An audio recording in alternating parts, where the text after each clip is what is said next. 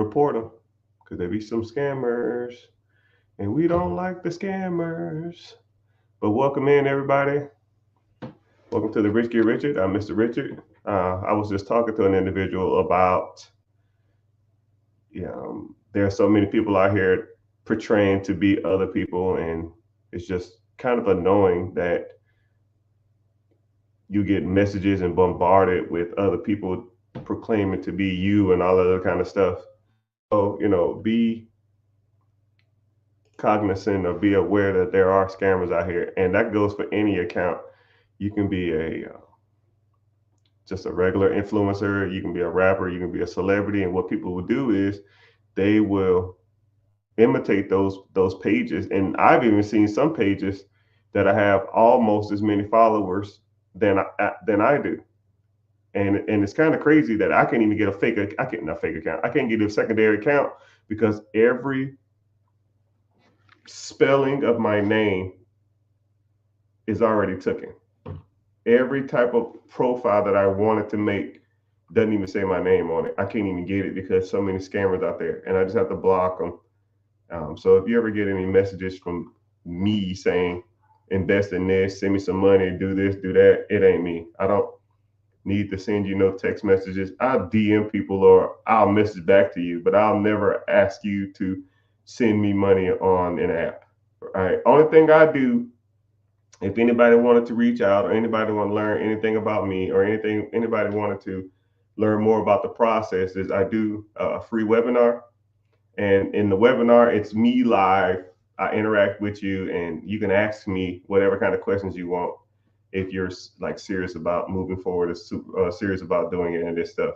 And that's the only thing I do. And I do it like that specifically for that reason, because if I DM people, you can mistake and think it's me.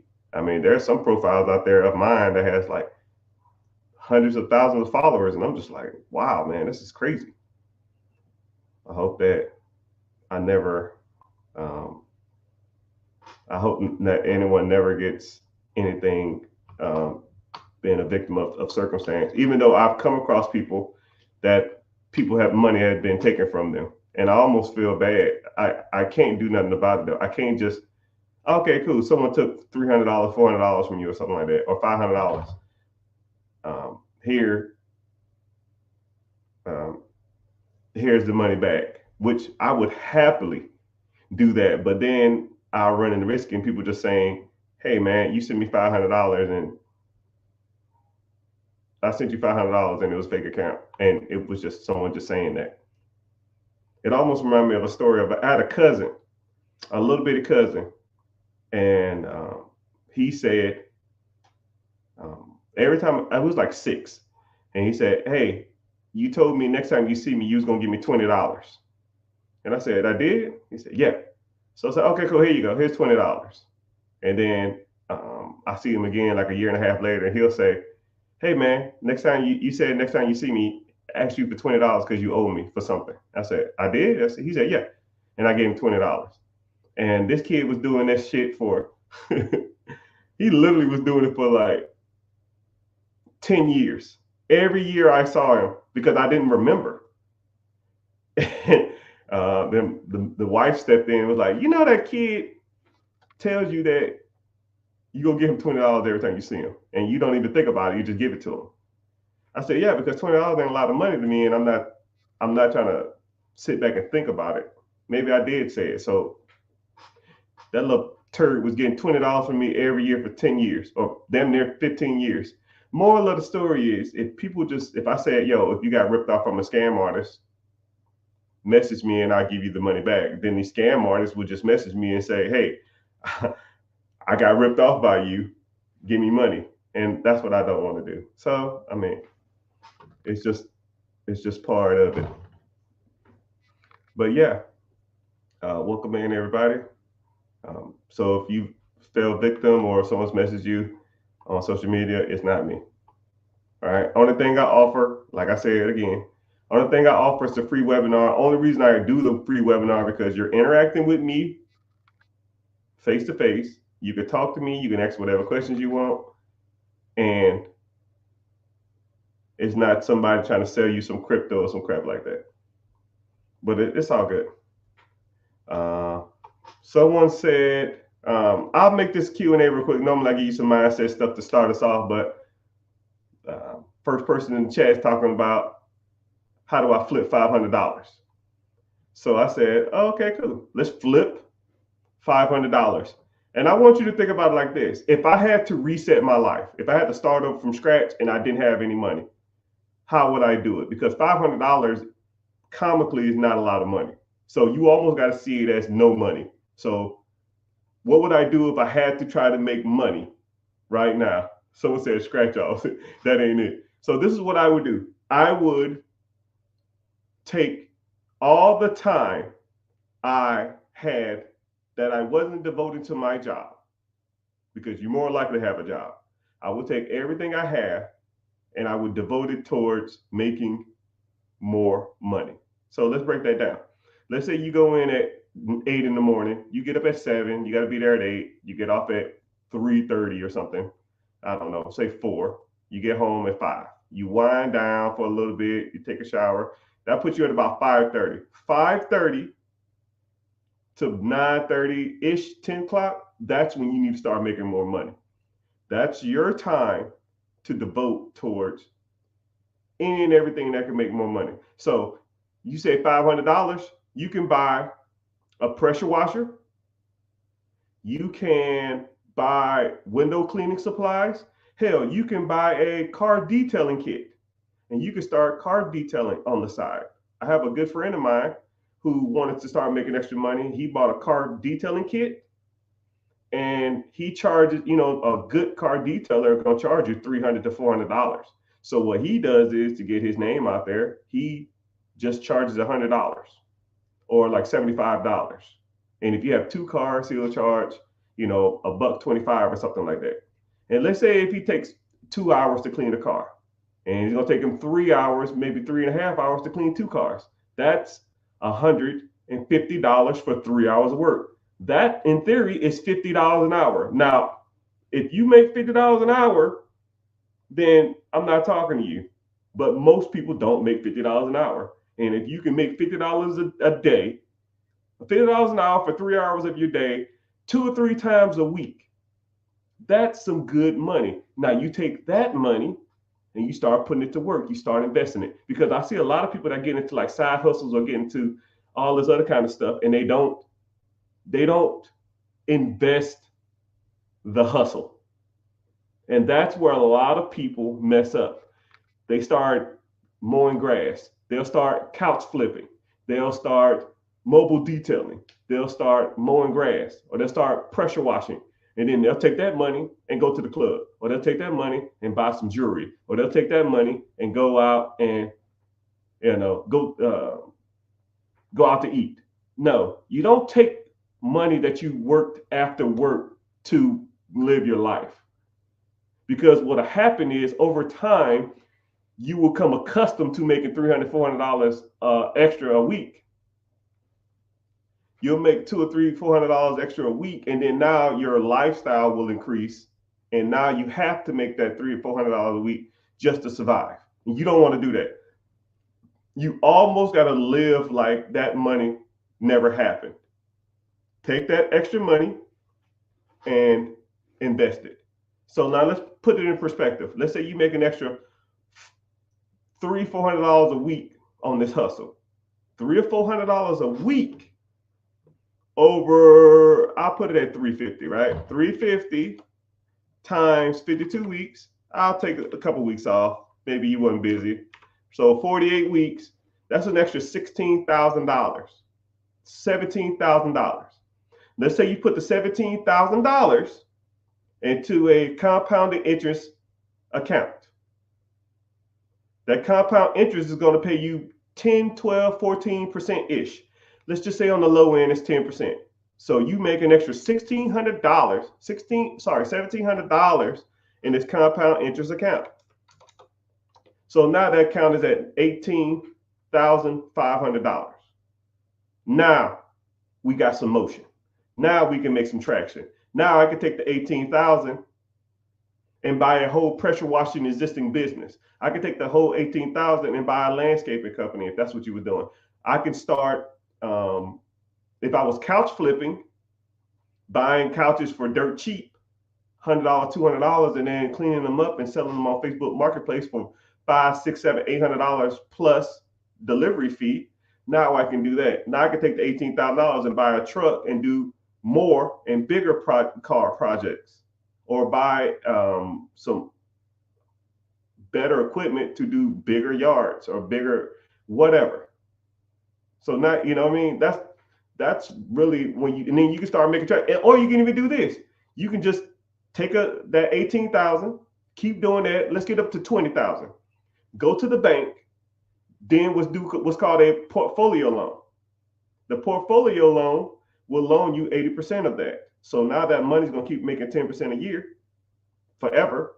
You take out a loan of your money, they'll give you 80% of it. Now you take the $18,000 and now you buy something that's going to at least make you that money back and some. So that's just one way that you can do that. That's how you take $500, pretty much shit, and make it sugar, you know. But there's multiple different ways you can do that. There's multiple ways you can go about it. Hell, I didn't even talk about the credit route. Let's say you have not the best credit. You hire me and my team to repair your credit. You take the credit, your good credit, and now you go out and get you an LLC, S Corp, C Corp, sole proprietorship. You take that, and then now you go to the bank, and now you get funds from the bank, lines of credit, and I'll even give you examples of some. Right here, here's $30,000 right here. Here's $30,000 right here. Here's another 25,000 right there. 25,000. Wow.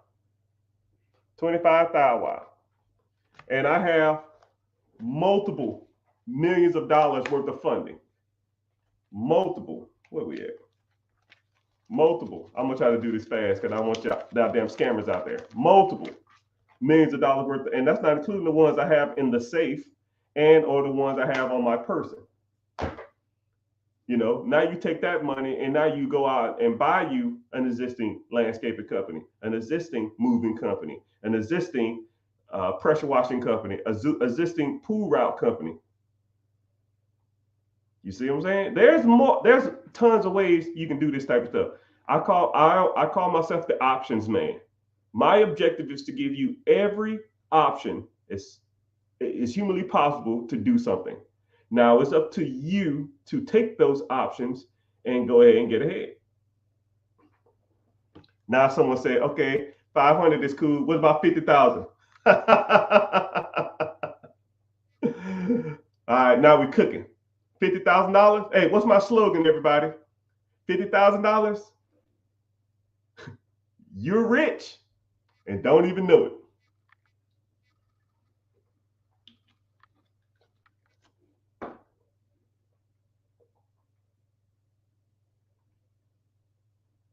Somebody said $50,000. So this is what you can do. You rich and don't even know it. Yep. What you can do is, let's say you have $50,000. You can put 10% down, or even 5% or 2.5% down on an existing business. Let's say the business is 10% down. You do 10% of 50,000, which would be a $500,000 business. Let's say that business is generating, I don't know, 200,000 a year in cash flow to you. So we're going to keep the math simple. So $200,000. The loan, you're going to finance $450,000, right? You put $500,000 loan, you put $50,000 down, you're going to finance $450,000. $450,000 over 10 years at 10% interest will be about a payment of $50,000 a year. Tracking? Simple math. $400,000 at 10% interest. $450,000 is $45,000. 10%.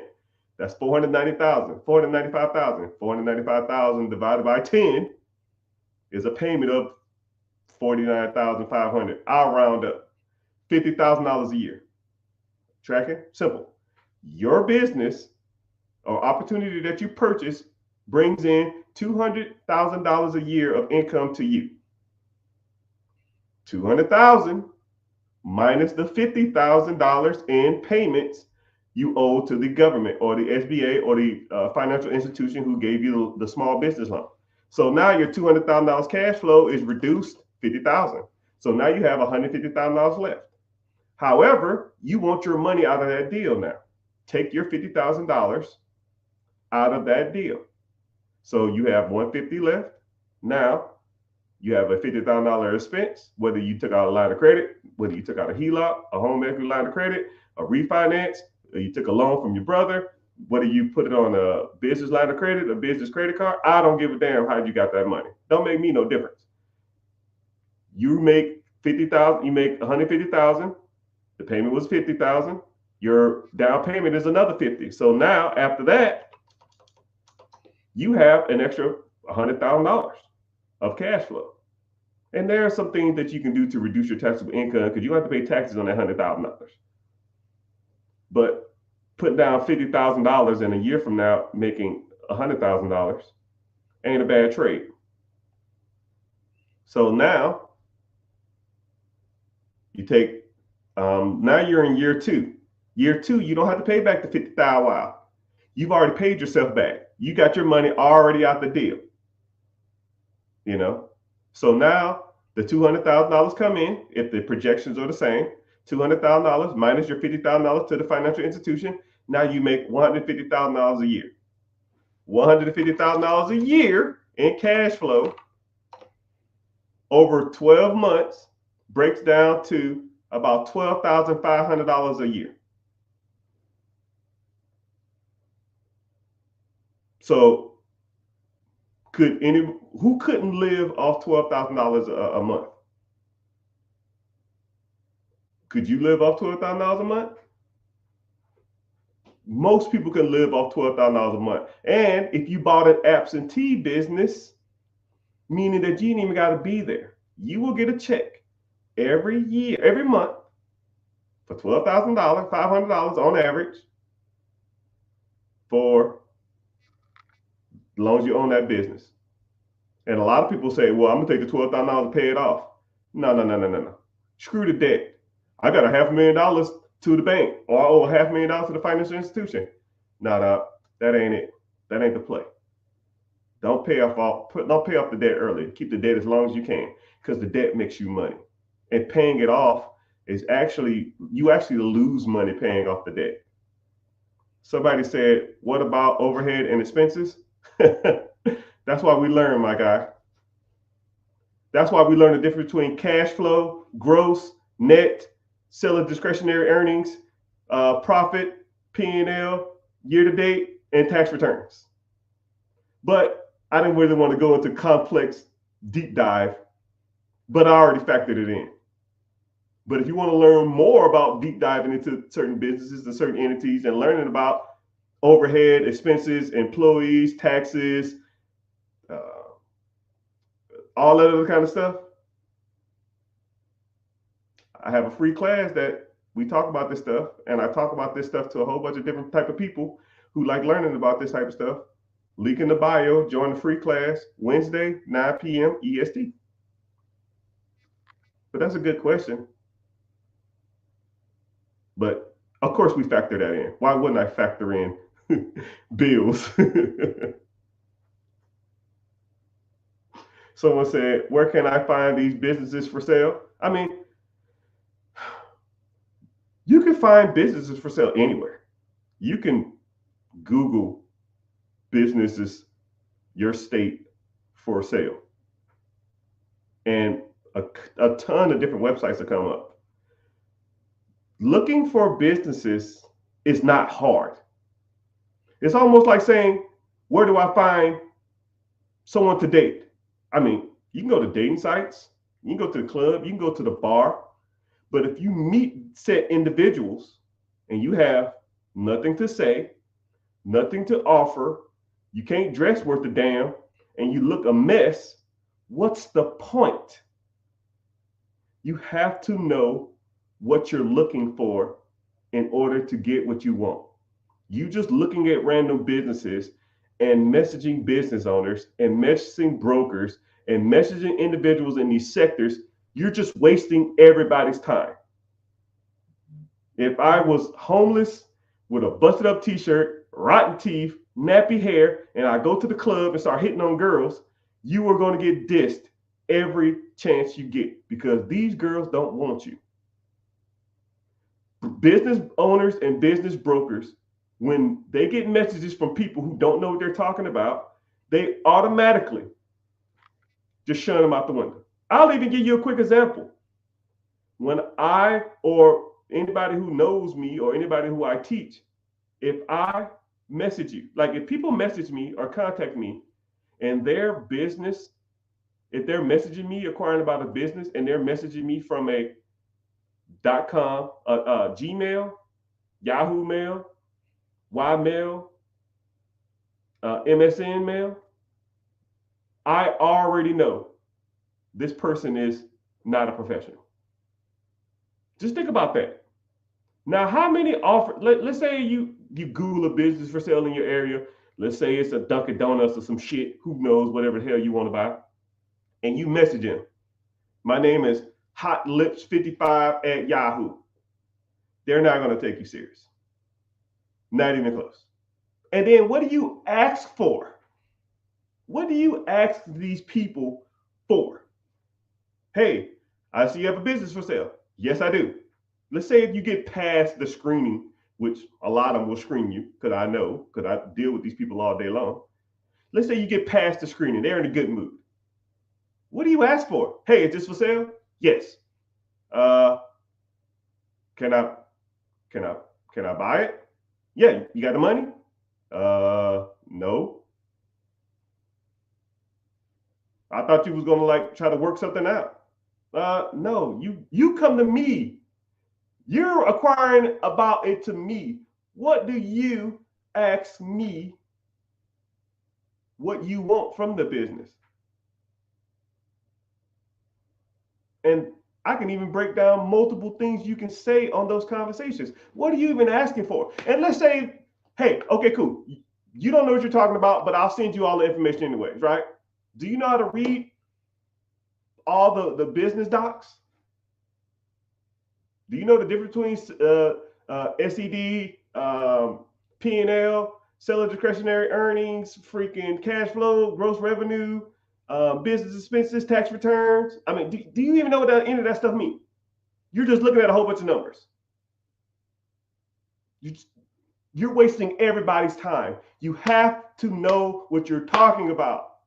Even if you get past everything else, then you don't even know what a good deal is.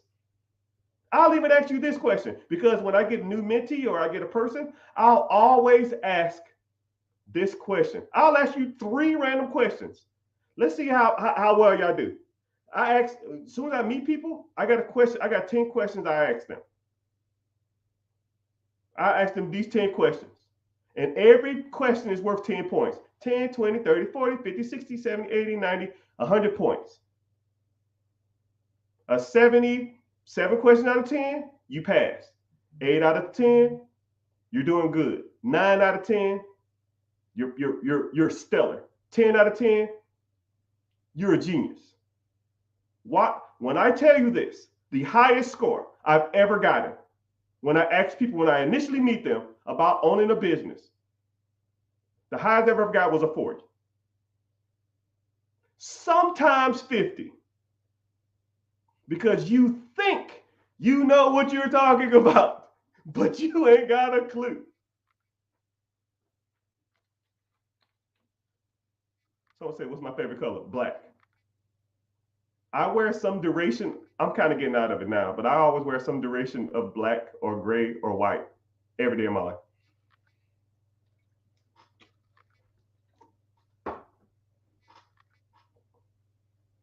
Focus, people. Focus. So I'll even do this. I'll ask y'all a question. I'll ask one of the questions I asked on the test.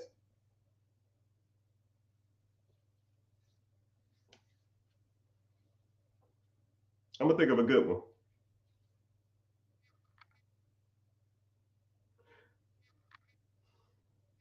There's a business for sale. There's a business for sale. And the owner wants $1 million for the business. The business produces in cash flow to him $1 million. So the day you buy it, 1 year from then, you will have $1 million in your account. So if you bought it for $1 million and it produces $1 million cash flow, you break even. Money to your pocket. You buy for $1 million, it makes $1 million. Okay? Super simple. The business has been open for 10 years. So he has a decent track record. However, he was doing some stuff under the table for a while, and now he wanted to go legit. So he started doing everything by the books. He's been doing everything by the books for about 2 years now. $1 million, running the business kind of under the table, wanted to go legit. 2 years legit. $1 million cash flow. Is this a good deal or a bad deal? And if so, why?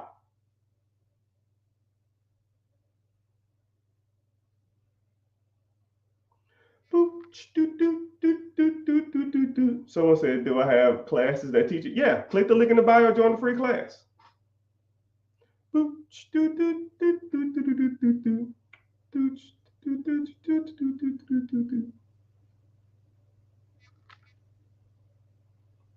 Bad, I need an accountant.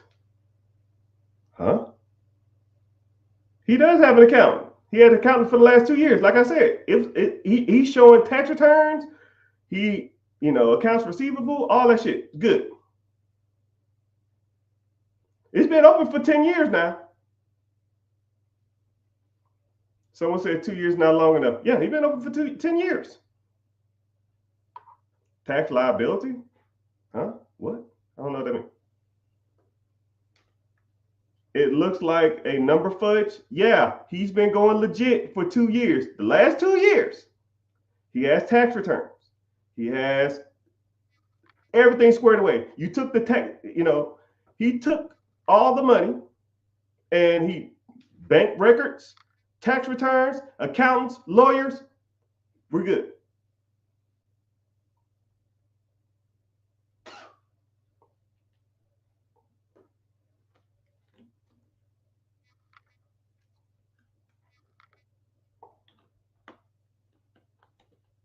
I'm guessing no, because of the tax returns ain't 100%. No.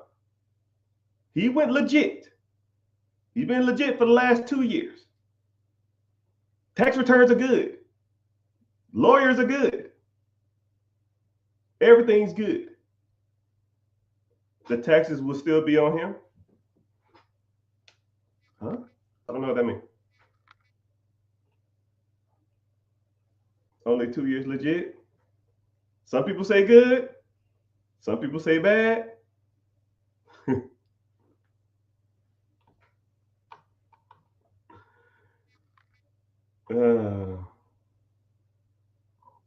Someone said, I would take that deal. I'm single with no kids.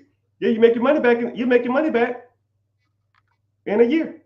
So even if you did buy it and it don't work out, you already got your money back out of it in a year.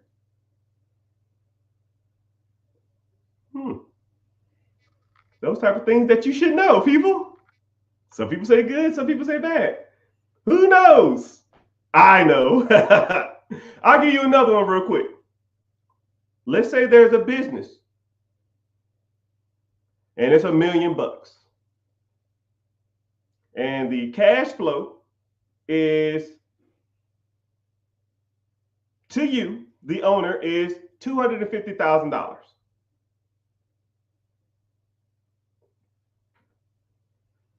The business been open for 10 years. Everything legit. Taxes check out. Lawyers check out. You buy for $1 million. It produces $250,000. You get a 25% rate of return on your funds. Everybody winning. 25%. You can't get that in the stock market. You can't get that on a high yield savings account.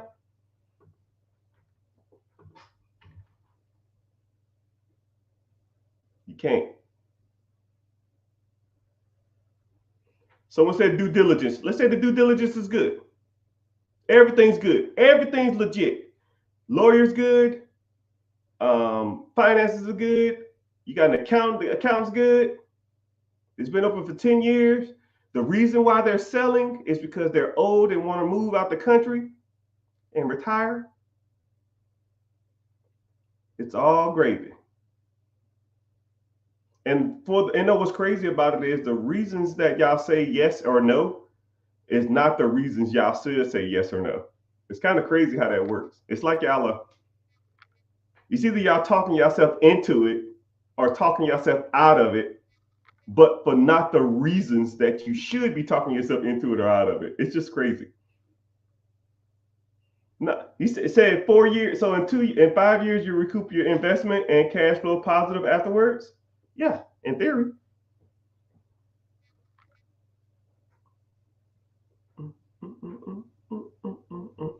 The answer is, I give you the answers to both of them.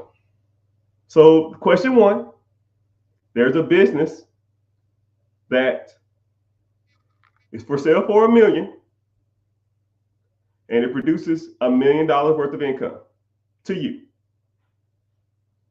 Earnings before interest and depreciation? No, man. Like, you doing EBITDA and stuff? No. We're not doing no EBITDA stuff. Like, you're overthinking it, right? Surface level questions. This is surface level. Don't overthink this. He talking about some EBITDA, which is the calculations of earnings before depreciation, taxes, amortization, and appreciation. Dude, bro, no, we ain't talking about that. Which is good.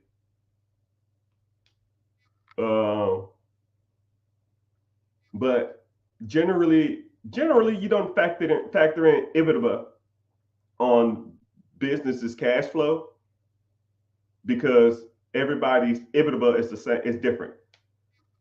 If I took all my income and reinvested back into the business, of course my EBITDA would be different if I took out a draw or I paid myself a salary or I paid myself as an employee. So EBITDA is irrelevant to a lot of these scenarios. But that's a good point though. So first question, $1 million cash flow, $1 million business. You bring $1 million business that bring in $1 million. He been doing good. The business been open for 10 years, but he was going legit because he was just doing stuff under the table, wasn't professional. He went legit 2 years. Still said he made $1 million. Lawyer's good, income's good, tax returns good, all of it's good. Good or bad deal? Survey says bad deal. So, question 2. So if you say good or bad deal, for whatever reason, it's only a 50-50 shot. I mean, it's a guessing game. It's 50-50. It's either good or bad. But the reasons why you said it's bad, nobody said the reasons why it's bad. Nobody said the reason why it's bad. So next question. Preguntas, question. Number 2, $1 million business for $200,000. $1 million business that produces $250,000 cash flow or 25% rate of returns. Somebody said because of management fees. No. See, get into class. You got to learn, brother. I'm going to break this down first before we even get finished. Whenever you're making money in a business, everybody gets paid first. Your managers, your employees, your staff, your lighting, your cable, your electricity, your rent. Everybody makes money first. What's left is yours. And if you don't have enough money for everybody to go around, then you don't eat. That's why you need to learn this stuff, people. So when people say stuff like, what about a management fee? Yeah, managers get paid first. Employee is a manager. They get paid first. Rent gets paid first. Payroll, insurance, cable, water, electricity, they get paid first. That's why you have to learn this stuff, because some people out there will make $1 million and then pay themselves every month, and then they won't have enough money to go around after the fact. So you can't do that. That is illegal. You want to go to jail or you want to go home? Can't do that. So maybe I need to clear that up. But those are the type of things you're gonna learn. You learn that people get paid first. Then everyone gets paid first, then you get paid last. But what's good about that is everything that's left is yours. Word. Next question. The business is worth $1 million. It brings in, I don't know, $2 million in gross. Your profit is $250, which is 25% return. So after 4 years, 250, 250, 250, 250, you get all your money back. You make all your money back in 4 years. Is this a bad deal? Real quick, just pop in real quick. Say yes or no. Good deal, bad deal. Right? Some people say good deals. Some people say bad deals. Some people say no. Some people say yes. Survey says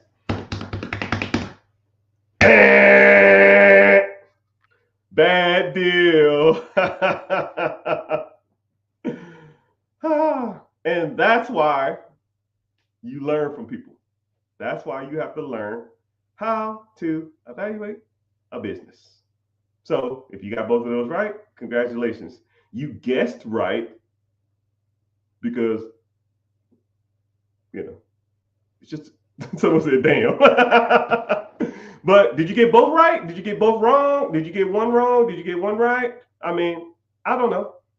Some people, and then what's crazy is a lot of people will get questions right, but they don't know why they got them right. Some people will get the questions wrong, but someone said I got both wrong. Yeah. Don't feel bad. Nobody passes. It's like the Kobayashi. Uh-oh. Who even knows what that is?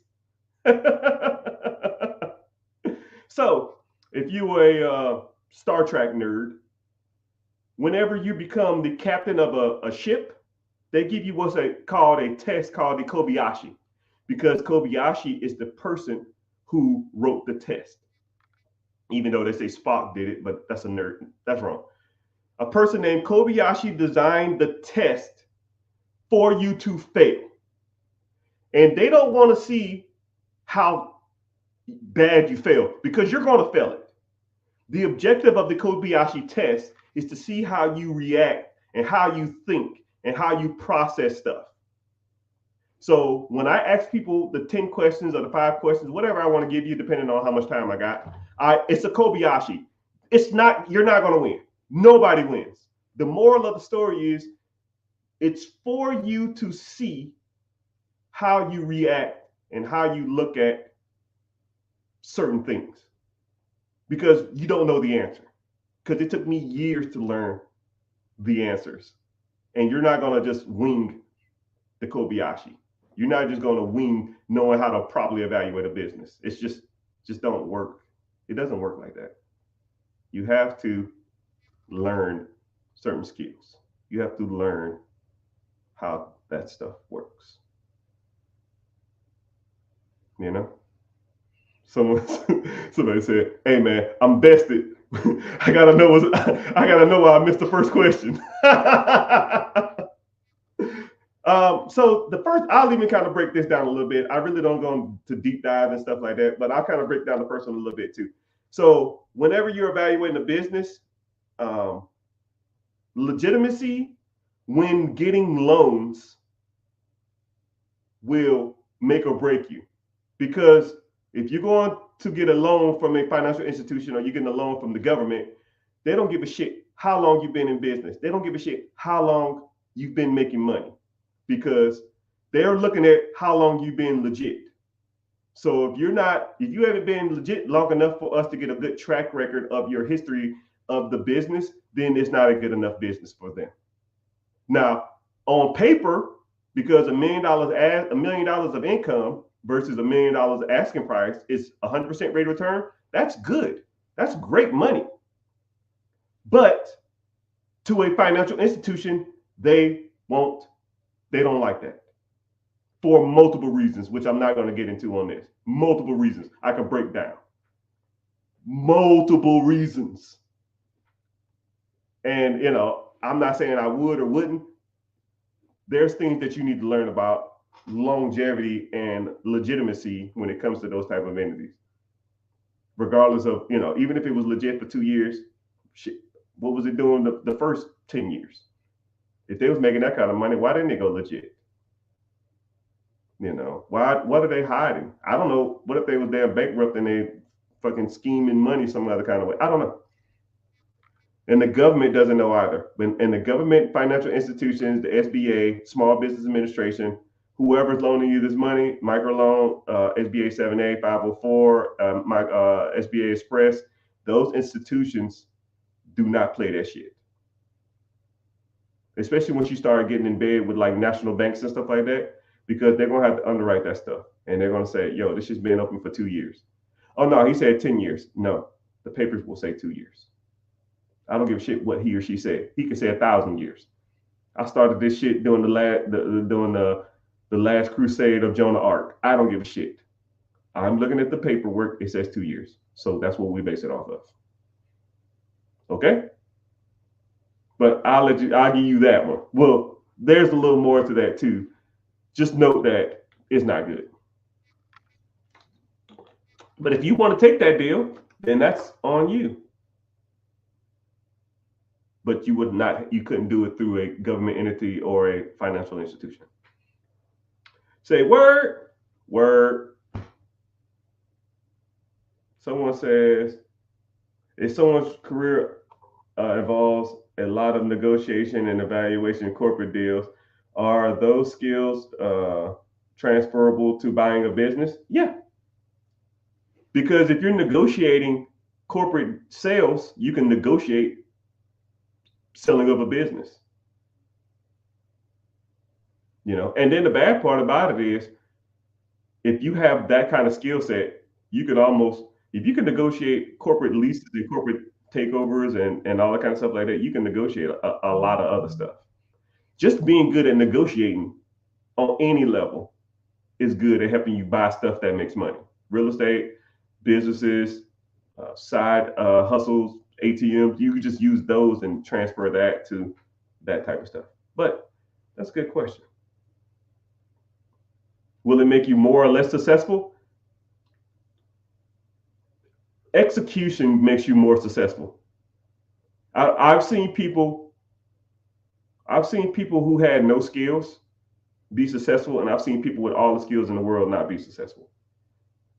Difference between people with no skills and the difference between success to me and non-successful is execution. That's the difference. I rather I give you the best analogy in the world. Say if I sat here for 5 hours and talked to you about how to swim. After 5 hours, I said, okay, cool. Let's get in the water. The one guy who has no skill at swimming, go run and jump in the water.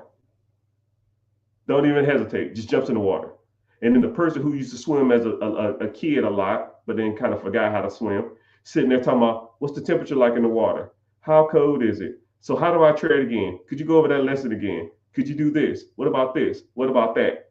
While the other guy is already in the water, treading, trying to float, asking questions in the trenches. Now, both of them might learn how to swim, but the person who ran and jumped in that water will figure out how to swim faster than the person who's sitting on the sideline asking about swimming. So that's where the rubber hits the road.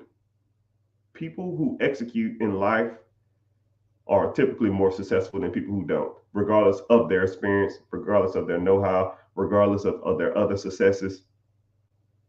To me, it don't really make a difference. I'd rather take somebody who's a gunslinger who can't shoot worth a damn than someone who's a marksman shooter who never pull the trigger. Man, that's a good analogy. God dang, that was good. Put that on a t-shirt. Someone said, question, what makes you take the leap to start your own business? Hating working for people. um, Me personally, I would go to work and I would see, one thing about me and my job is I was in the military, 21, 22 years of however long I was in. You would meet or hang out with the same 20, 30, 40 people every day, right? It ain't like a regular job. You would, when you go to a regular job, maybe, you'll get certain people that you hang around with all the time. But in the military, you literally are forced to hang around with different types of people. Um, and you're forced to hang around whites, blacks, Mexican, Puerto Ricans, guys, girls, trans, tall, short, educated, non-educated, hood, country, mountain boys, southern boys, surfer boys, and you just get a big conglomerate of different types of people. And whenever you hang out with those type of people for a long period of time, because we're stuck in ditches, we're stuck in cars or vehicles waiting for, I don't know, important people to shoot, stuck out in the middle of the 3 a.m. working on an aircraft, just sitting there under we're just sitting there doing nothing. And you meet and interact with multiple different types of people all day long. And I've done like security guard duty, and I'll just be sitting in the truck watching a gate that no one comes to for 12 hours with a random person. And you just sit there. That shit gets boring. So you just start talking to them. You start interacting with them. You learn their quirks. You learn where they're from. You learn about their family history. You just learn everything. And I've noticed when I started doing that, after like 5, 6, 7, 8 years of doing that, I noticed that a lot of people was like oblivious to life, and a lot of people had no real like drive or goal. I would meet people that had 20 years in the military and they say they're going to retire in a year or something like that. And I was like, so what are you going to do? I don't know, man. I guess get another job. It's like, so what the fuck you been doing for 20 years?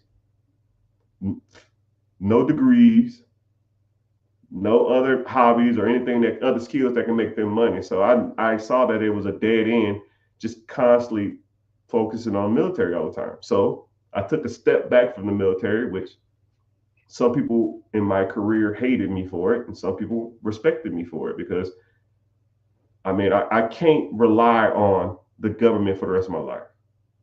And then I see these people who had no ambition, no goals, no fortitude for the future, just be stagnant in their lives. And I told myself, I can't be like this.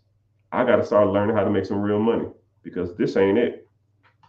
This is not it. So that's when I started looking at different avenues on how to make more money. That's when I started to think outside the box. And then I started thinking to myself, if I'm working $20 an hour for 8 hours a day, how much money could I maximize? Even if I work at 24 hours a day, there's only three of me. I only can work 3 jobs max. But let's say if I had a property or I had a business that was doing, say if I made $50,000 a year, if I had a business that was making $100,000 a year, well, shit, that's double of me. Even if I was working 40 hours, it still was worth it. So I can own this business, work 5 hours a week, and make twice as much. It almost, when I put it in that perspective, I don't know why everybody doesn't do it. If I owned a business that I worked 5 hours a week and it made $100,000 to me, how many businesses could I have? Let's say if I had 5 other ones, and it's making me $100,000 a piece. That's 25 hours a week, which is still less than the 40-hour week you work, and that's not including traffic. So now I'm making $500,000 a year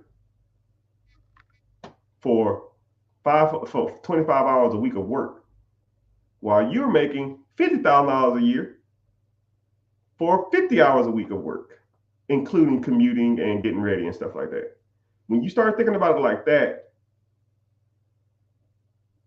it's almost a no-brainer. I hate the term no-brainers, but it's to the point where you should want to do some of this stuff. You should want to go out here and get more money. You should want to go out here and try to buy real estate or buy businesses or start a side business or start a side hustle or buy whatever, right? Start investing, because there's only one you. And when you're 67 years old, you're not trying to be still working, which every time I see it, it's so sad. I go to McDonald's and the cashier is like 70 years old, or they have like the person cleaning the lobby, they're 70 years old. Or I see a guy sweeping outside, he's 65 or something. You think he or she wants to be cleaning tables at 60 years old, 70 years old? Do you want to be cleaning at 70 years old? Hell, my body hurts and I'm in my 40s. I stand up real fast, I'm lightheaded. Shit, my hips hurt for the first 20 minutes of my day. For like the first 2 hours of my day, my hips hurt. Imagine when I'm 65, 75. No, it ain't trying to be walking around and working and slaving at those 70 years old. You know what I mean? I want you to think about that. Whenever you're out, eating out, hanging out with your friends, living a great life, making it rain at the club, buying some new jewelry, buying some new drip, signing for this new damn car, I want you to think to yourself, is what I'm buying or doing right now worth me working in my 60s? Is what I'm doing right now, what I'm buying, my Netflix, my hair, my nails, my clothes, me eating out, me going to the Bahamas, me going on vacations, me going to the club, me getting new jewelry, me getting grills, me getting Mac Daddy haircuts. Is that worth to you to be working in your 70s? Well, I might not live to 70. Okay, fuck it. What if you do? Because I always get the ignorant people that'll say, well, I won't live to be that long. You never know. You here now? And with that mentality, you won't live that long. Because you can't think to yourself, man, I'm going to die young. It's a loser's mentality. My goal is to be 100, right? A functioning 100, right? Not like a Joe Biden 100. I ain't trying to be doing this. I'm trying to be cognitive or aware of my surroundings, still functioning as an adult, So I want you to think about it like that. I want you to think about it like, do you want to be working in your latter years of your life? Your hip, your back, your thighs, your fingers, your eyes hurt, you're tired at 20s or in your 30s, in your 40s. That shit hurts now. Imagine when you're 60 and still got to wake up at 5 in the morning. Still got to fight traffic. Still got to be listening to a younger coworker or a younger boss who don't know shit about their job. You think it's cool now? Or you think it sucks now? Wait till you're damn 70, 60, still working. Or having to live with your kids, for your kids to support you because you made bad decisions when you was in your 20s, 30s, and 40s.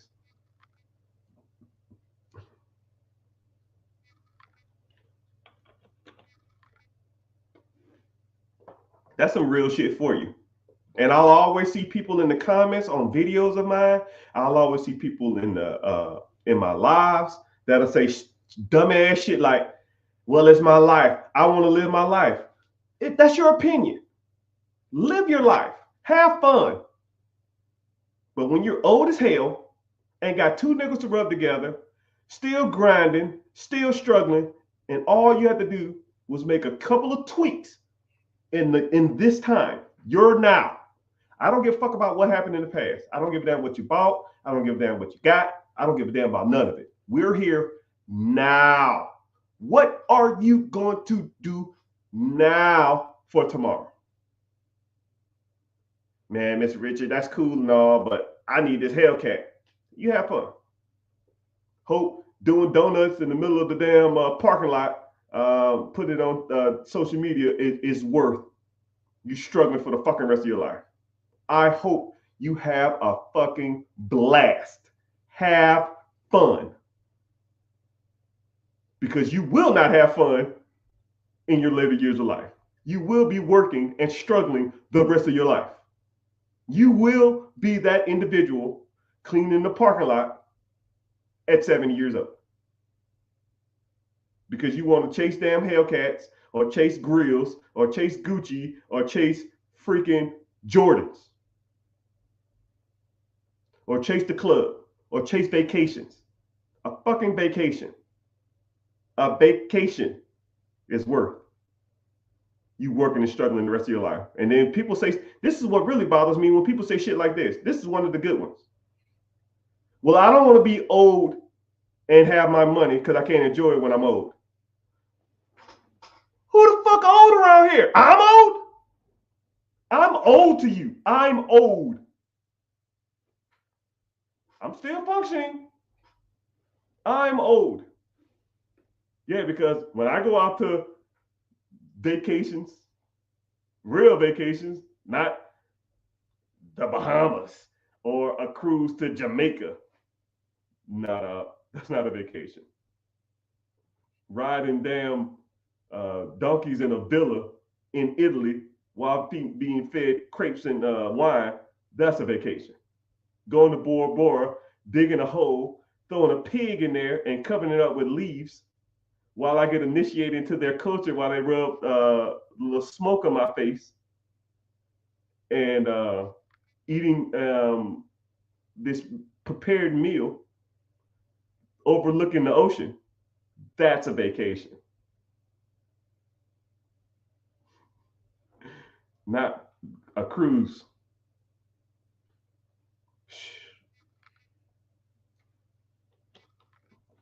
Hey, how you doing, sir? How you doing, everybody? Ma'am, sir. Cool. Come in. Welcome in. Join. Let me know where y'all from. And if you're new here, just say what's up. I appreciate it. We're streaming on all social media platforms. Facebook, YouTube, Twitter, Twitch, X, Instagram. I appreciate y'all for being here. TikTok. But excuse me, if you find value in this type of stuff, if you just want to change, if you're just tired of the monotonous day-to-day nuances that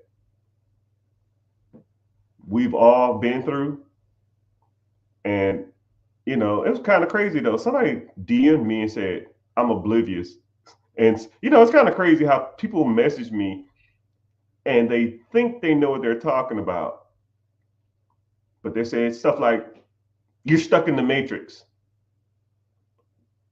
How? I'm self-employed, I own multiple companies, I own multiple pieces of property, and I work for myself. And I probably comically work 2 to 3 hours a day. Sounds like you're stuck in the matrix, my God. All right. I answer to nobody. I can literally tell every person in the world to fuck off. Now, if you can't do that, I wouldn't, but I can. I think I'm kind of a nicer, genuine person. I try not to be like disrespectful to people. And anytime I meet people, I'll always be respectful towards them. But if I don't want to be somewhere, I don't have to be. If I don't want to go somewhere, I don't have to go. If I wanted to do something, I go do it. You talking about breaking the matrix? You talking about a level of freedom that people would damn near kill for. Like that's a level of freedom that I have now. If I want to go to Greece coming up soon, cool. My boy coming into town and want to do all the theme parks, cool. We don't wait in lines. Disney, Universal Studios, Volcano Bay, Busch Gardens,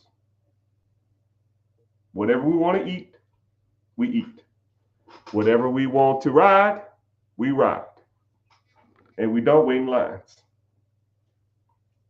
We show up at 9, we're out by 1 because we skip all the lines. Because I don't want to be there no longer than I got to be. That's the type of freedom that I want. And I'm not, when I swipe my card, I don't think about, man, what card should I swipe? Because I don't know how much money is on there. I almost have to remind myself to review my accounts. That's the kind of money that you should want.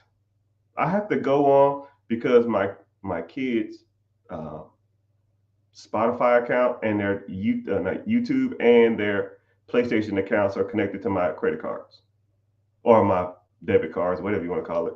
So I got to go on there every 2 weeks to make sure these kids ain't damn spent $400 on Minecraft or something like that. That's why I review my accounts, just to make sure that everything is on the up and up. But I almost couldn't even spend the money I make, right? I can go out and get any car I want. I can live wherever I want. I can travel wherever I want to. I've been around the world and I can't find my babe. Not bragging. It's just I'm trying to talk to you from a position of where I was to where I am. When I joined the military, I was making $1,000 a month 20 years ago. I was making $1,000 a month. You couldn't pay me $1,000 an hour now to do whatever you tell me to do. You couldn't pay me $1,000 an hour to go get a job. It ain't worth it. You couldn't pay me $1,000 to wake up early. I want you to think about that. Thank you for the gifts. You couldn't pay me $1,000 an hour to get out of my bed early and go answer to somebody else. It ain't worth it. And you have to start believing it here and believe it here before you believe it here. You got to start going into work and thinking to yourself, you're better than this. You're bigger than this. If you feel like you're the smartest person at your job, if you feel like, I'm not going to say people are beneath you, but you ever feel like this company won't run without me? Your boss don't know what the hell's going on. I'm surrounded by, for lack of a better term, idiots. Except that one person that's cool, but you don't want to hang with them outside of work. If you felt like that ever, you felt like I felt the last 15 years of my life.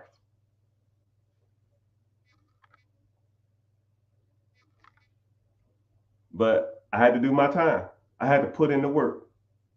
I had to do the grunt work. I worked my 9 to 5, and then after my 9 to 5, I did my 5 to 9. I evaluated real estate. I bought businesses. I bought real estate. I did side hustles. I couch flipped.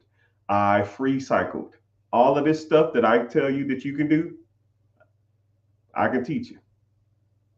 But you got to take the first step, people. You got to want it. You got to commit here and commit here.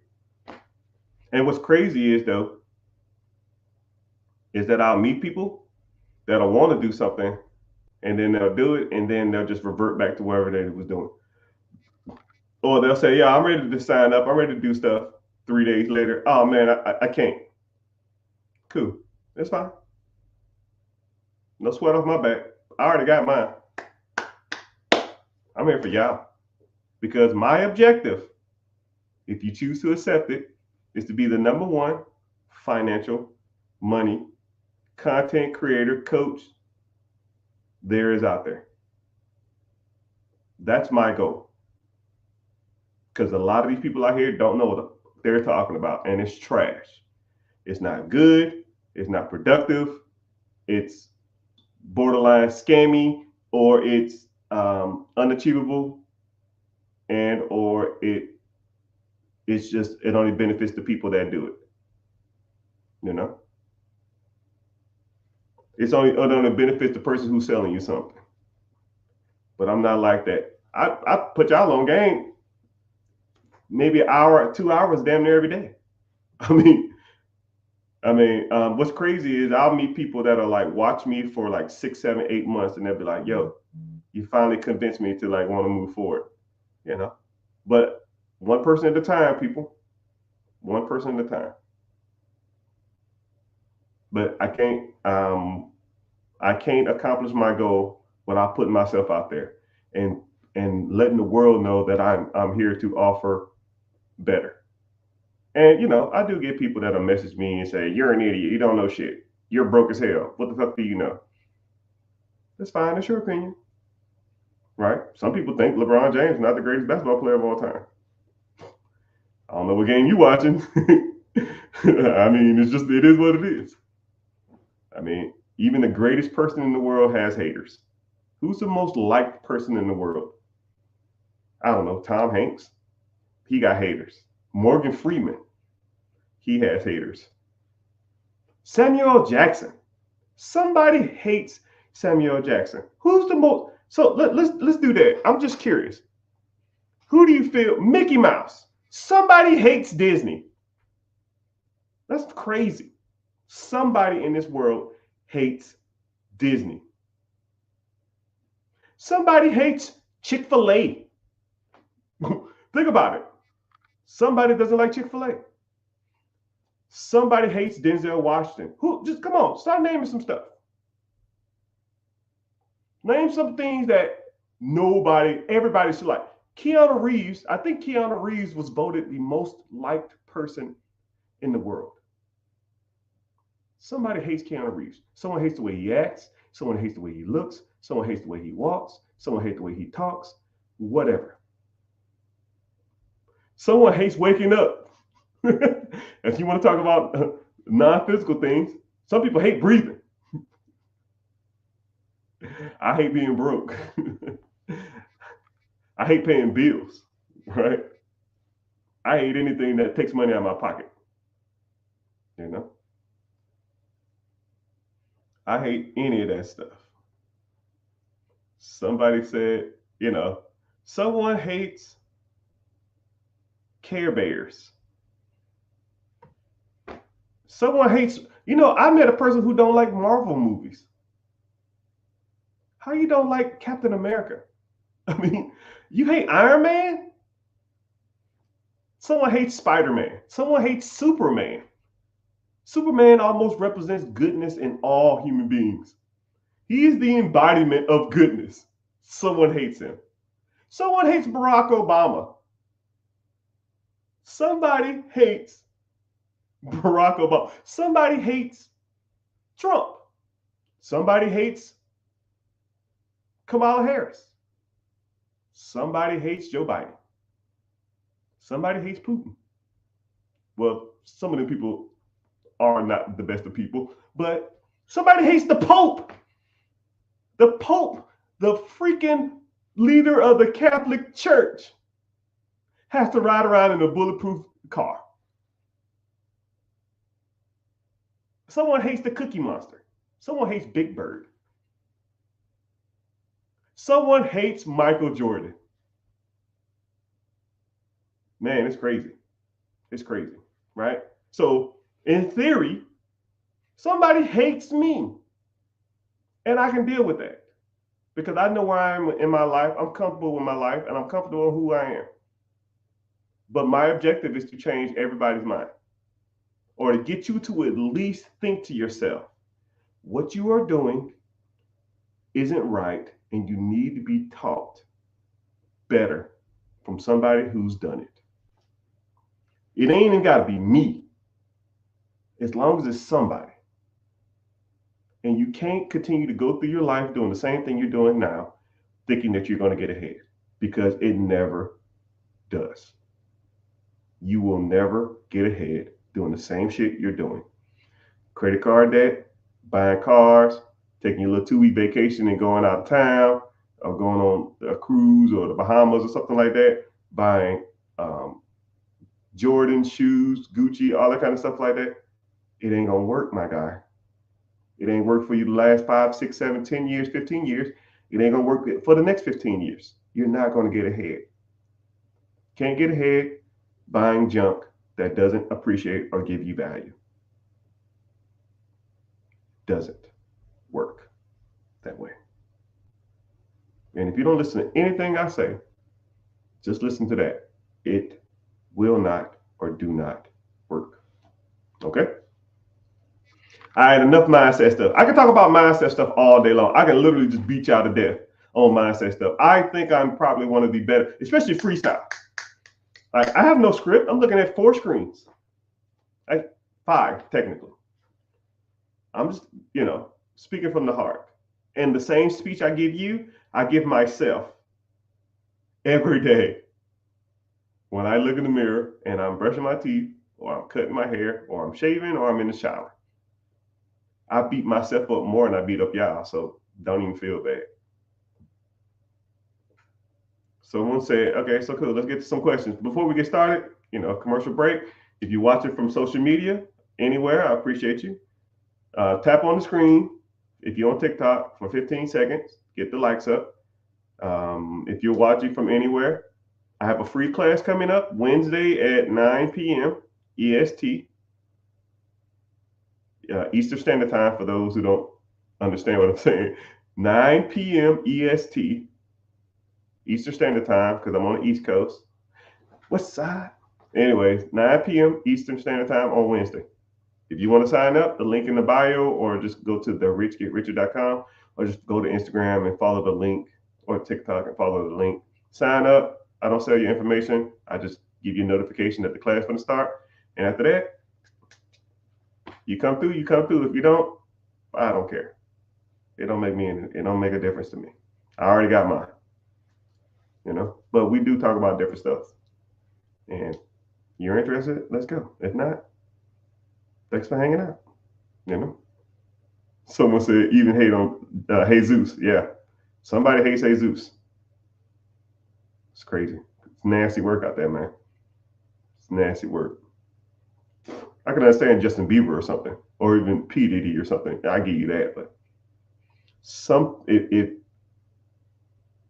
people shouldn't have no hate, especially people who try to spread goodness throughout the world. Mother Teresa has haters.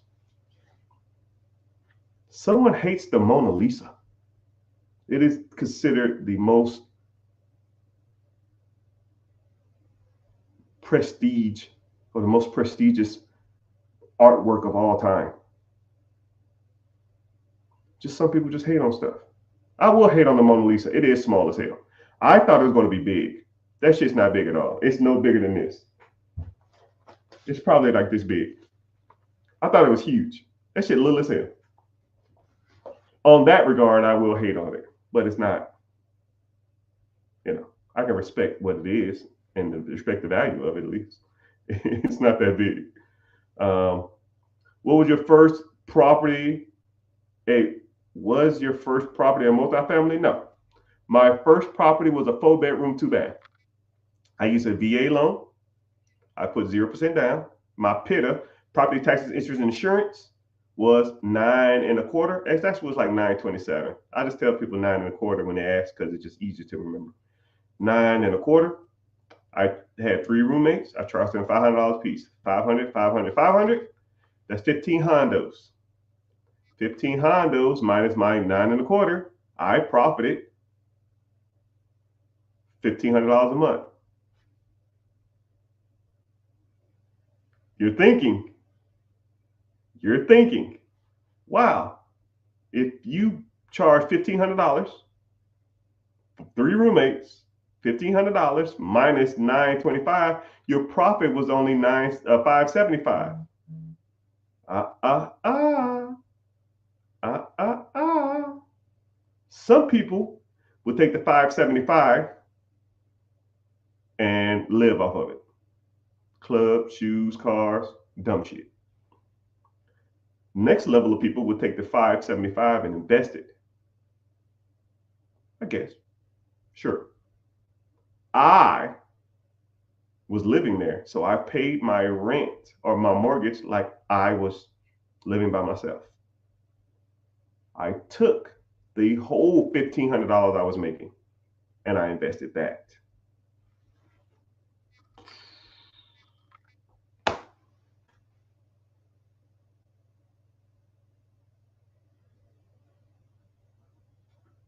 That's how I did it. And then I took $1,500 and I saved it every month. 1,500, month one.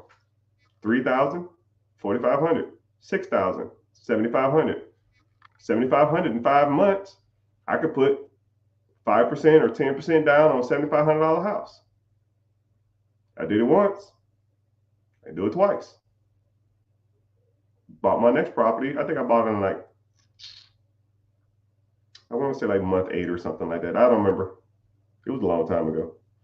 This was literally like 2008, 9-ish. I don't remember. 7, 8, 9. I don't remember. If I had $1 million to put on, I'll say 2008. I deployed to Iraq. I deployed to Bahrain, 07. I deployed to Iraq. No, shit. I deployed to Bahrain, 6. I deployed to Qatar, 7. I deployed to Iraq, 8, 9. I bought my first property. No, because I got sick. I got black lung in Iraq, and I already had the house. So between 2008 and 2009 is when I bought my first house. When I got back from Qatar, I bought my first house, and I was deployed. So I was stacking that money too. If that's relevant. Thank you for your service. No, thank you for your support.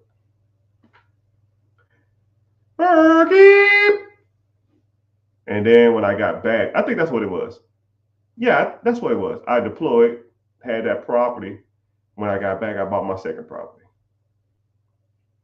And then I bought my third and fourth. And then I bought, I think my fourth or fifth one is when I hit my first home run. It was a guy who was getting a divorce, and his wife and him was doing a short sale. He didn't have any money. The house was going to get foreclosed on. They wanted $40,000 for it. I offered them 35.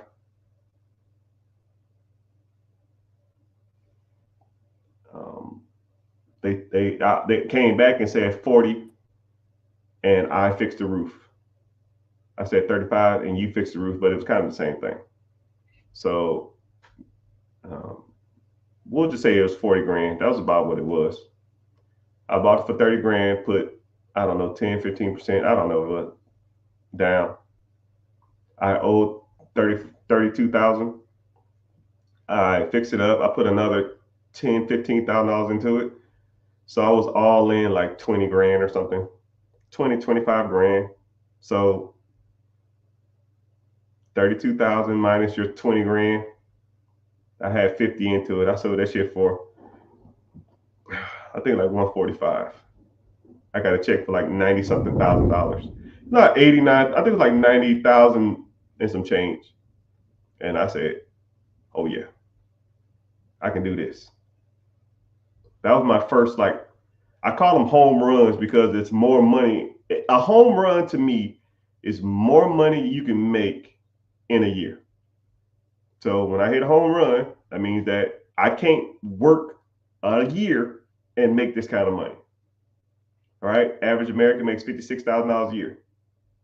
Actually, it's 54,000, but I think it just went up to 56. I don't know. It was 55. The average American makes $55,000 a year. So if I can do a real estate deal or a business deal that makes me more than $55,000 a year, it's a home run, right? The biggest deal I've ever done was 300 and something. So I'll let you know I'm not here fucking around. Biggest deal I've ever done was a little over 300, and it was a 6-hour deal. You do the math on that.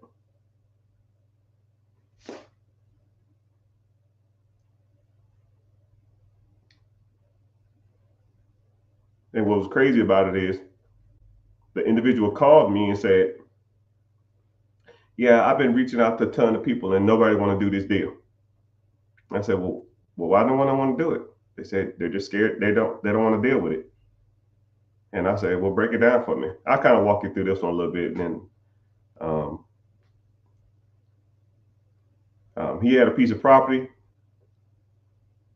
that had a whole bunch of trailers on it. I think I talk about this a lot. He had a whole bunch of trailers on it, and the trailers was condemned. And then I said, let me go take a look at it. So I go look at it. It was like 6 trailers, but the trailers was AFU, all up, right? I would walk through the trailers. You would fall through the floor. It was like a homeless person living in one. And I was like, well, I see why no one I want to deal with this. And then I just stepped back and I used my brain for more than a hat rack. And I just started looking around and I was like, where are we? And it was like, we're in XYZ. And I was like, and I just started looking at where all these trailers was. And then when I was driving to the trailers, I just saw new construction, new house, new construction, new house. And I said, the money is not the trailers. The money is the land. So I got a surveyor out there. He said, if you put a new house on this, you could subdivide the lots. You could put 8 houses on this lot. I said, well, what are lots going for nowadays? He said, lots are going for, I don't know, $75,000 to $100,000 a piece. And I said, well, that's not clear. They're cleared lots though. There's nothing on it. So this will be a little cheaper because you got to clear the lots. You'd already had electricity, water, cable, and stuff ran to it. So if I had 8 lots at $60,000 a piece, that's $480,000 worth of land. I called the individual and I said, hey, yo, what do you want for this? He said, give me 100 grand, you can have it.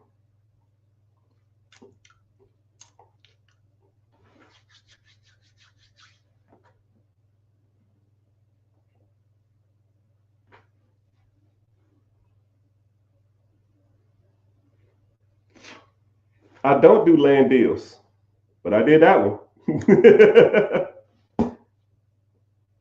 But one thing about land deals that I do like and don't like, if you could take the property and shake it to an investor, cool. If it's in a desirable area, cool. Don't buy land and hold on to for years. That ain't a good deal. You know, that's not a deal. Now you can buy land and sell it. You can buy a land or a piece of lot that's extremely valuable in an area that a lot of people are building houses. You might got something, but you got to get it at a deal. But a lot of times, this was almost the height of real estate too. Like this was like in the 2022, 2021, 2023, when everything was just like, it was just, interest rates was cheap. There was a lot of money out there, and I knew I can shake it soon. Now I wouldn't probably do it. I wouldn't do it. I probably wouldn't do it now because people are sitting on land, people sitting on stuff like that now. So that's what I want to do. Hey, thanks for watching on Facebook. I see you. Even though no one ever was on Facebook. How you on TikTok and then you shoot up the damn Facebook and then you hop on Twitter and then you be on YouTube? Like, man, you hopping all over the damn place. I just see your name popping up in all these random spots. Like, bing, bing, bing, bing, bing, bing, bing. It's all good. But got you, bro. Oh my goodness. You all over the place. Man, I'm wanting your attention. Okay, you got it. Which question you got? I'm looking at your profile specifically. Someone said, will the current economy be messed up due to everything that's going on?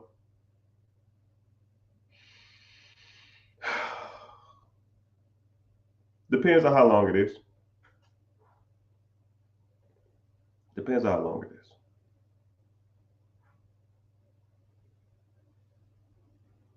Yeah. Ask the question. I'm looking at you. I see you. Ask your question. But I'm gonna tell you something too. Someone talk about current events. Like I can appreciate current events, but current events don't move me. I've succeeded or lived through multiple presidents. I've lived through pandemics. I've made money through recessions.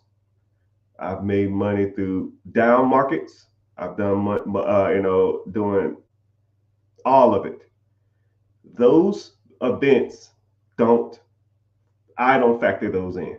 I personally don't care what's going on in the world. The market is going to go up, the market's going to go down. Houses go up, houses go down. Interest rates go up, interest rates go down. What am I going to do today to make money? And when I buy something today, is it making money today? Now, if it ain't making money in the future, then I will adjust. But I don't adjust according to what they did in the past. I don't adjust according to what they're going to do in the future. I don't care. I'm adjusting to what they're doing right now. What are interest rates now? What am I making now? What is my cash flow now? And if one day it's not making cash flow, then I will adjust. But I've already generally made enough money to compensate for whatever mistake is going on in the world, or going on in the private sector, or going on in the stock market, or going on in the feds, or going on in the administration. I've already made enough money for my deal to be profitable. And we all take L's. We all take L's. The only difference is some people take L's, they sit, bitch, complain about it, and think about and play the victim. Some of us take L's, learn from it, move on, and press. I was reading this one article that Jay-Z said, yo, man, I just did this one deal and I lost $10 million. So he said, it is what it is. Take the L, learn from it, and keep pressing. That has no factor on what I'm going to do. No pity parties here, right?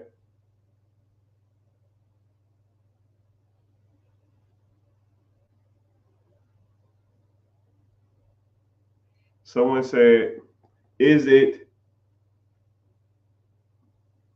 chaptered on your business or is it chaptered as an individual? Is what categorized or chaptered as a business? I don't know what I mean. Oh, does your bankruptcy work on an individual with the business? How does a bankruptcy work? Depending on the setup of the bankruptcy. Oh, the bankruptcy question. Depends on how your business is structured. First of all, bankruptcies are for businesses. Never file bankruptcy in your personal name. You never need to. Second of all, the S Corp, C Corps, if you do them right, the bankruptcy will fall on the business. If you have an LLC, limited liability company, whenever you file bankruptcy, because you're doing a Schedule C or you're adding some of that income is on your personal books, some of those debts that are acquired, you can be liable for. Just depends on your business structure. That's why you learn, right? But I don't know. That's like a hypothetical question. But if you're doing it right, you shouldn't be filing no damn bankruptcy anyways.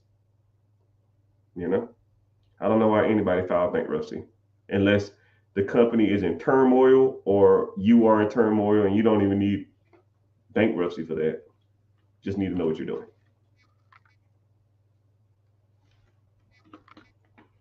Do you put your rental properties under an LLC? You should, or an S Corp or a C Corp.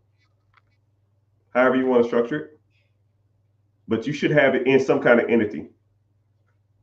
Some kind of entity. And if you want to get into the bigger boy stuff, I say initially you can start with an LLC, but when you start getting a decent amount of properties, you need to start bumping that stuff up, man.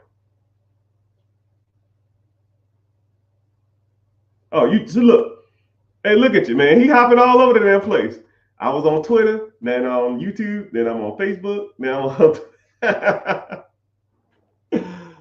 Oh goodness.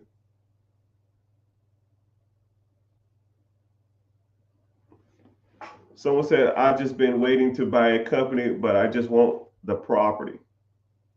I'm dealing with an individual now, and what they're trying to do is they're trying to find the perfect deal. And I said to them, a perfect deal almost don't exist. And I'll give you a great analogy. I'll use dating as an example. Let's say if you found a spouse or a girlfriend or a boyfriend or whatever, and they had 75 to 80% of everything you want in a partner. 75 to 80%. I'll even say 75% because I'm gonna put on a little edge. You found a partner, you met them, and 75% of the stuff you loved, but 25% of the stuff you didn't like. Is that a good person you want to date? Would you take that chance? Or are you holding out for that 100%? Because that 100% is going to be really hard to find. 100% of anything is going to be a hard pill to swallow for anybody. Okay? If you want to move forward in a relationship, if you want companionship, if you want a relationship, if you want marriage, then you're going to have to make some sacrifices. I can tell you everything there is about owning a business. I can tell you everything there is about owning real estate. I can tell you everything about owning ATMs. I can tell you everything about storage. I can tell you all that shit in the world.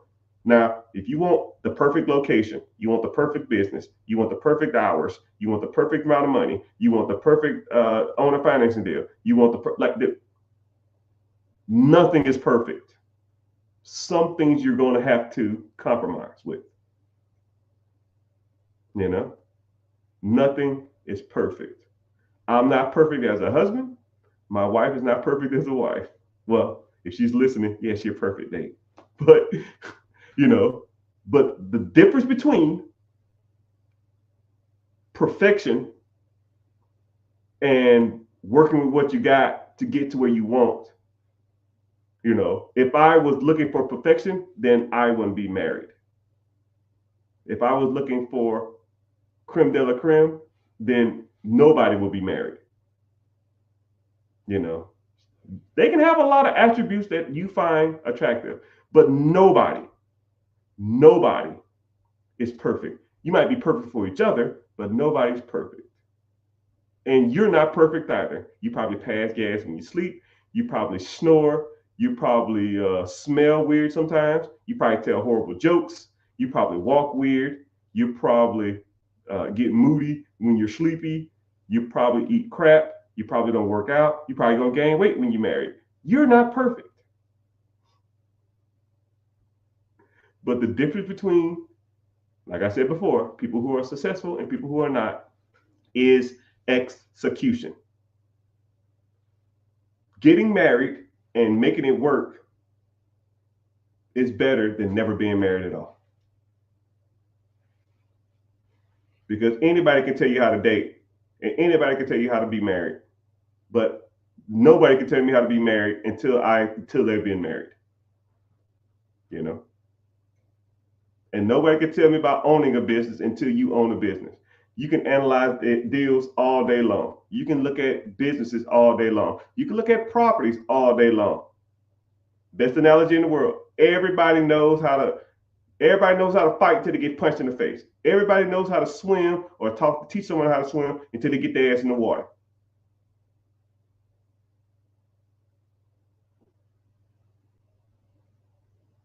You got to get in the water, people. How much do you consider FU money to you? To me, it's kind of simple if you kind of think about it. FU money is the amount of money you need to make not to have to answer anybody. And it has to be reoccurring. It's not a set amount. So a lot of people say, oh, $1 million, $2 million. You're looking at it weird, people. Never look at a specific amount of money as FU money. It's an amount of cash flow that reoccurs that you don't have to do anything for or very little work to do. Let's say if you're making, you need $5,000 a month at your job, right? That's $60,000 a year. Let's say you bought a business and the business brought in $70,000 a year. $70,000 a year of cash flow to you in your pocket, by definition, is FU money, because you don't need to work for no one else. You are telling the world, screw you, I am self-employed, right? You might not go to like a major restaurant and tell them screw you, or go to like a plane charter and tell them screw you, right? It's a limited screw you money or FU money, but it still is FU money. But now if you want to start talking about going to places and, going to the best restaurants in the world, flying all over the world, having the best house in the world, having the best cars in the world, then that dynamic or that metric is almost contingent upon what you want. If you want a Lambo, factor in the Lambo. You want a house on the beach, factor that in. You want $10,000 of spending in close a month of a budget, factor that in. Whenever you come up with that number, how much is a Lamborghini payment? $3,000 a month. Cool. What other car you want? I want a Range Rover. Cool. How much the payment? $2,000. So now you're at 5. What's your house payment? $10K. Cool. Now you're at $15K. How much money you need to live? I need another $5,000 in living expenses. Cool. That's $20,000. What else? You can do it with that? Cool. $20,000 a month breaks down to $250,000 a year. Now you need to buy a business that produces $250,000 a year. It's about as simple as it gets, people. But I hope you find value in this. Hope you learned something. I hope you gain some kind of knowledge or understanding of what it takes to get ahead in life. And you need to start focusing on what's stopping you from getting ahead. I don't know if it's money, capital, know-how, fear. You got to start associating with and start hanging around individuals who are doing this on a higher level. Now, I'm offering my hand out. If you want to learn, I'll teach you, but you got to want it. If you want to learn more, click the link in the bio, join the free class. I do it, it's Wednesday, 9 p.m. EST. So 9 Eastern Standard Time. So if you're in California, it'll be like 6 o'clock Mountain Time, 7 p.m. on Wednesday. If you're in Central, I think it's 8 p.m. I'm off. I don't even know the time zones, but I know it's Mountain, Central, Eastern, and specific times. No, Eastern, Western, Mountain, Central. That's it. I know, but I don't know the difference. I get the two in the middle. I think Mountain because I think of like the Colorado mountains. I don't know if that's right though. So Mountain, Central is in the middle. Central is like Texas. So they're 1 hour behind. So 8 o'clock East Coast would be 6. But yeah, if you're interested in learning more, click the link in the bio, join the free class. And if so, I'll see you there. Ask me all the questions you want and we can just go from there. If not, it's okay. Until then, I'll be the Zane.